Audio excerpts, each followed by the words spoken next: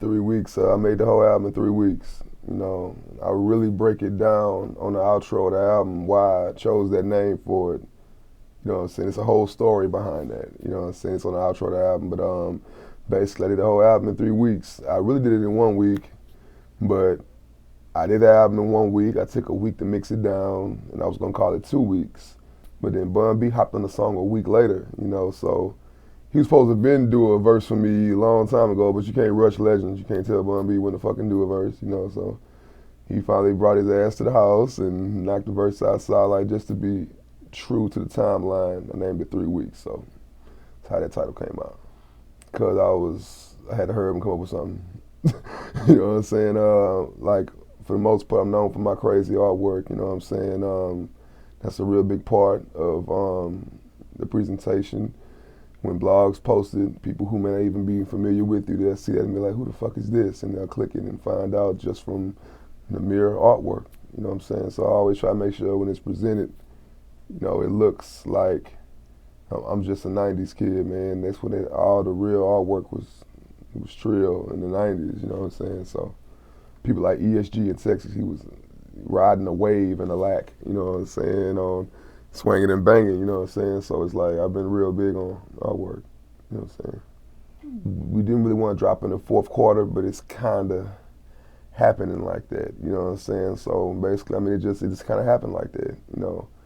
It's what me and Sonny Red decided, and, you know, nothing, no deep, you know what I'm saying, reason why it's on the 30th, but it's what it is.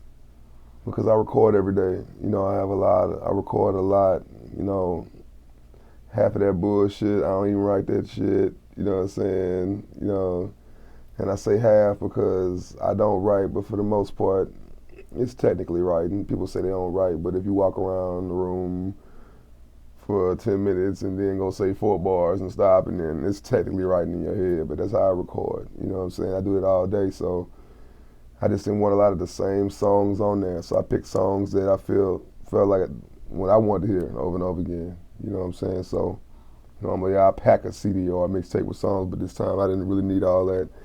The outro on there is like 20 minutes long though. It's a whole, like, my fans love my outros on my albums because I talk, and I get that from Three Six Mafia. That's my favorite group. So they outros, they always talk, and I do that. I've been doing that on my mixtapes for years. So like I said, the outro, very depth, I'm saying, thing about how I came to my label situation and my first trip to New York. It's a whole, like, the outro was dope. It's like a whole another bracket of the album, you know what I'm saying?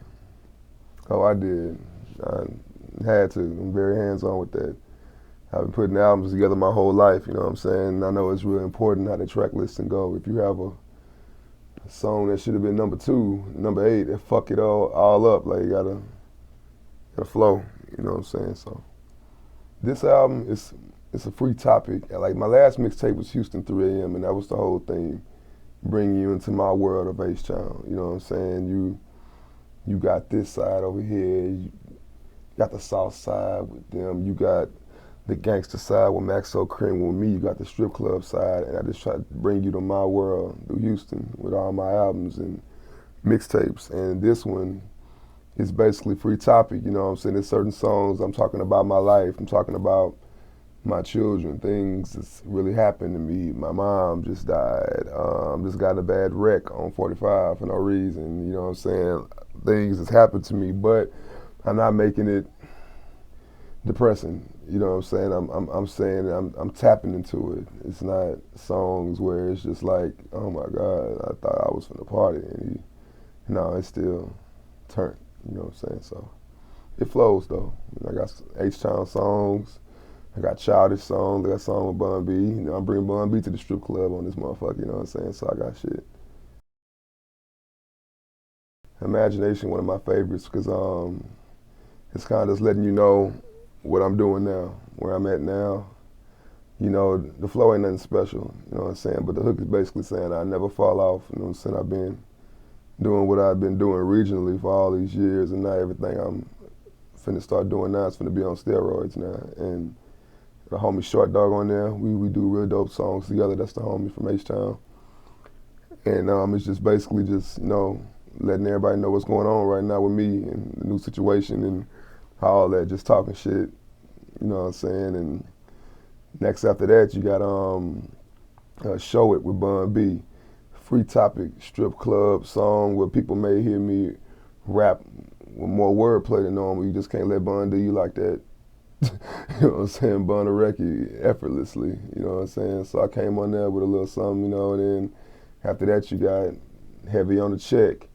You know what I'm saying? I made that song because my fan base has been shifting ever since like I made the mixtape with Gangsta Boo. I'm like developing this hipster underground fan base, and it's not just ratchet hoes and hood niggas no more. It's like I'm tapping a whole different crowd, and it's like, so I'm making stuff for them. And I just performed this song in New York like 4 days ago. That my first show in New York, and it was sold out. And I performed this song and everybody went nuts. So my first time performing it, you know what I'm saying? It's Heavy on the Check with me and the homie Gun from Dallas, and Rizzo from the Sauce Factory. And it's crazy, you know what I'm saying? Like when people hear that, like that's pure energy. You know what I'm saying? Another highlighted song to me is how the fuck the song go? Goddamn, with GT Guards, Toy. Yeah, Toy. Like it's real H-Town shit. You know what I'm saying? Like GT Guards is a very underrated Latin rapper from H-Town. He got bars, you know what I'm saying? And we both went in, you know what I'm saying? That's another song where I couldn't just let him do me like that, because he'll get you. GT Guards are a beast. You know what I'm saying? Next favorite after that, I'd say is Smuggled In with Fifth Ward JP. That's just really for Atlanta. The strip clubs, when you hear that, it's just the straight strip club. You know what I'm saying? Another song, I think 4 a.m. That's one of the deep ones. You know what I'm saying? So if you don't want to hear that side of me, you ain't want to skip that one. But I'm not doing it in the depressing way. I'm doing it like I'm riding in a car and you riding with me. I'm just talking. So that's how you'll receive it, as if you just listening to me talk about what's going on in my life that week. Like you're gonna really feel like you know me from that song. 'Cause I ain't rapping to you. I'm just talking like I did the song in like 10 minutes, because it was just the way I'm rapping. You can tell like I'm just talking about what's going on in my life. You know what I'm saying? And everything else is a big party. You know what I'm saying? Keisha, that song is doing good in radio, featuring Rico Love and Kirko Bangz. Going Down, that's another party song. Like it's just keeping it Texas, man, letting everybody know how the clubs sound in Texas. I am the clubs in Texas, man. Like the whole style, everybody talking about pop that pussy in H-Town until I came out, but Pimp C. You know what I'm saying? So it's giving everybody that Texas shit. It's pretty much like my favorites on there.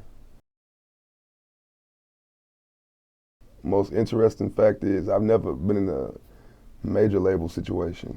So all the way up to this point, doing albums and mixtapes have been simple. All my partners, whether they rappers in the industry or rappers in my city, it's easy just to get them on a song and put it on iTunes and do it, and everybody have an understanding. But when you're in a situation, you have to get signatures for everything. And that's a whole nother bracket of bullshit. I think I just recently saw Future say that shit in an interview. He's like, every feature you get, you gotta deal with 5 different motherfuckers. You know what I'm saying? So that's why he did his whole album by himself, and Drake was the only feature. And it's like my next album will probably be just like that, because I'm used to just getting these verses from everybody. When you gotta track down all the producers, hey man, I need you to sign this real quick and say you're gonna get so and so, so and so. Every rapper, okay, they ain't in town yet, okay. You know, all that. And then, you know, people who be really busy, like, got Chase Down Kirko, he on tour. You know what I'm saying? So it's like, certain people, man, you know, it's just hard to track them down. But for the most part, man, that's the most frustrating part about putting together an album. You know what I'm saying? Worrying about the paperwork. You know what I'm saying?